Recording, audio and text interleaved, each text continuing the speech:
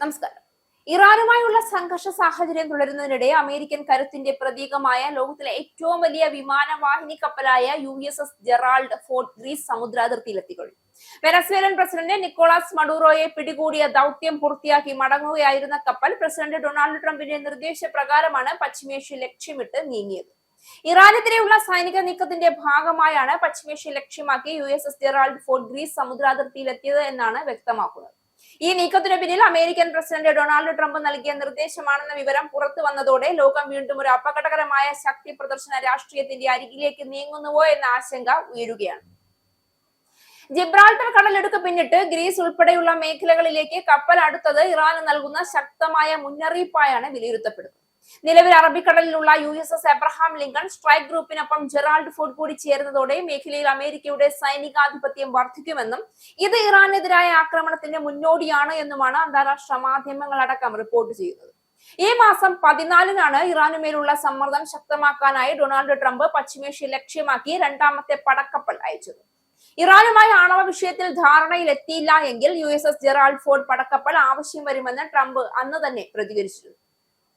ധാരണയിലെത്തിയാൽ പിൻവലിക്കാമല്ലോ എന്നും ട്രംപ് പറഞ്ഞിരുന്നു. Abraham Lincoln പടക്കപ്പലിന് പിന്നാലെയാണ് ജെറാൾഡ് ഫോർഡിനെ കൂടി മേഖലയിൽ എത്തിച്ചത്. വെനസ്വേലയുടെ പ്രസിഡന്റ് നിക്കോളാസ് മഡൂറോയെ പിടികൂടിയ ദൗത്യത്തിന്റെ ഭാഗമായിരുന്ന അതേ കപ്പലാണ് ജെറാൾഡ് ഫോർഡ്. 60 യുദ്ധവിമാനങ്ങൾ ഉൾപ്പെടെ 75 വിമാനങ്ങളെ വരെ വഹിക്കാൻ ഈ കപ്പലിന് കഴിയും. ആണവ കരാറിൽ നിന്ന് ഏകപക്ഷീയമായി പിന്മാറി ഉപരോധങ്ങൾ കടുപ്പിച്ച തീരുമാനത്തിലൂടെ ഇറാനെ സാമ്പത്തികമായി ശ്വാസം മുട്ടിക്കാൻ ശ്രമിച്ചത് ട്രംപ് ഭരണകൂടമായിരുന്നു. ഈ നിലപാട് നയതന്ത്രപരമായ പരിഹാര സാധ്യതകളെ ഇല്ലാതാക്കി സംഘർഷം കൂടുതൽ വഷളാക്കാൻ ഇടയാക്കി. ഇപ്പോൾ സൈനിക ശക്തിയുടെ ഭീഷണി ഉയർത്തിക്കാട്ടി പശ്ചിമേഷ്യയിലേക്ക് കപ്പൽ നീക്കുന്നത് അതേ ആക്രമണപരമായ വിദേശ നയത്തിന്റെ തുടർച്ചയാണ് എന്നതിൽ സംശയമില്ല. വെനസ്വേലൻ പ്രസിഡന്റ് നിക്കോളാസ് മഡൂറോയെ പിടികൂടിയ ദൗത്യം പൂർത്തിയാക്കിയതായുള്ള അവകാശവാദങ്ങളും അതിന് പിന്നാലെ കപ്പൽ തിരിച്ച് പശ്ചിമേഷ്യ ലക്ഷ്യമിട്ട് നീങ്ങിയതുമെല്ലാം അമേരിക്കൻ ഭരണകൂടത്തിന്റെ ആഗോള ഇടപെടലുകളെ കുറിച്ചുള്ള ഗുരുതരമായ ചോദ്യങ്ങൾ ഉയർത്തുന്നു. ഒരു രാജ്യത്തിന്റെ ആഭ്യന്തര രാഷ്ട്രീയത്തിൽ നേരിട്ട് ഇടപെട്ട് അതിന്റെ നേതാവിനെ പിടികൂടുന്ന നടപടികൾ അന്താരാഷ്ട്ര നിയമങ്ങളുടെ ലംഘനമല്ലേ? വെനസ്വേല പോലുള്ള രാജ്യങ്ങളുടെ സ്വാതന്ത്ര്യത്തെയും പരമാധികാരത്തെയും അവഗണിക്കുന്ന സമീപനം ലോകത്താകമാനം അമേരിക്കയ്ക്കെതിരായ അവിശ്വാസം വളർത്തിയിട്ടുണ്ട്. ട്രംപിന്റെ രാഷ്ട്രീയ ശൈലി എപ്പോഴും ശക്തി പ്രദർശനത്തിലൂടെയാണ് ശ്രദ്ധേയമായത്. എന്നാൽ ശക്തി പ്രദർശിപ്പിക്കുന്നത് തന്നെ ശക്തിയല്ല, ഉത്തരവാദിത്വമുള്ള നേതൃപാടവമാണ് യഥാർത്ഥ ശക്തി. സൈനിക സാന്നിധ്യം കൂട്ടി ഭീഷണി മുഴക്കുന്നത് താൽക്കാലിക രാഷ്ട്രീയ നേട്ടങ്ങൾക്കായി ഉപയോഗിക്കാവുന്ന തന്ത്രമായിരിക്കാം. പക്ഷേ അതിന്റെ ദീർഘകാല പ്രത്യാഘാതങ്ങൾ എന്താകും? പശ്ചിമേഷ്യ ഇതിനകം തന്നെ യുദ്ധങ്ങളും ആഭ്യന്തര സംഘർഷങ്ങളും കൊണ്ട് തകർന്ന മേഖലയാണ്. അവിടെ കൂടുതൽ സൈനിക സമ്മർദ്ദം സൃഷ്ടിക്കുന്നത് സമാധാന സാധ്യതകളെ തകർക്കും. ഗ്രീസ് സമുദ്രാതിർത്തിയിലെ സൈനിക നീക്കങ്ങൾ പോലും യൂറോപ്യൻ രാജ്യങ്ങൾക്ക് അസ്വസ്ഥത സൃഷ്ടിക്കാനിടയുണ്ട്. നാറ്റോ സഖ്യത്തിലെ ബന്ധങ്ങളും മേഖലാ സുരക്ഷാ തുലാസും ഇത്തരം ഏകപക്ഷീയ നടപടികളാൽ ബാധിക്കപ്പെടും. ട്രംപ് ഭരണകൂടം പലപ്പോഴും സഖ്യകക്ഷികളുടെ അഭിപ്രായങ്ങളെ അവഗണിച്ച് തീരുമാനങ്ങൾ എടുത്തിട്ടുണ്ട്.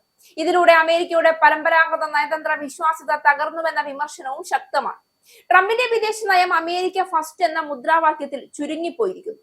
എന്നാൽ ആ സമീപനം ലോകത്തെ രണ്ടാം നിരയിലാക്കി കാണുന്നതും മറ്റു രാജ്യങ്ങളുടെ സുരക്ഷയും സ്വാധീനവും ചെറുതാക്കി കാണുന്നതുമായിരുന്നു. കൂടാതെ ഇത്തരം സൈനിക നീക്കങ്ങൾ ആഭ്യന്തര രാഷ്ട്രീയത്തിൽ ശ്രദ്ധ തിരിക്കാൻ ഉപയോഗിക്കുന്ന ഉപാധിയാണോ എന്ന സംശയവും ഉയരുന്നു. ട്രംപിനെതിരെ അമേരിക്കയിൽ നിലനിന്നിരുന്ന വിവാദങ്ങളും നിയമപരമായ വെല്ലുവിളികളും പരിഗണിക്കുമ്പോൾ വിദേശ രംഗത്തെ കടുത്ത നിലപാടുകൾ ആഭ്യന്തര പിന്തുണ ഉറപ്പിക്കാൻ ഉപയോഗിച്ചിരുന്നുവെന്ന വിലയിരുത്തലുകൾ പ്രസക്തമാണ്. രാജ്യസുരക്ഷ എന്ന പേരിൽ എടുത്ത തീരുമാനങ്ങൾ യഥാർത്ഥത്തിൽ രാഷ്ട്രീയ കണക്കുകൂട്ടലുകളുടെ ഫലമാണെങ്കിൽ അത് ജനാധിപത്യത്തിന് തന്നെ ഭീഷണിയാണ്. ലോകം ഇന്ന് ബഹുസ്വരതയുടെയും സഹകരണത്തിന്റെയും കാലഘട്ടത്തിലാണ്. സൈനിക ശക്തി മാത്രം ആശ്രയിച്ചുള്ള രാഷ്ട്രീയം പഴയ ലോകക്രമത്തിന്റെ അവശിഷ്ടമാണ്.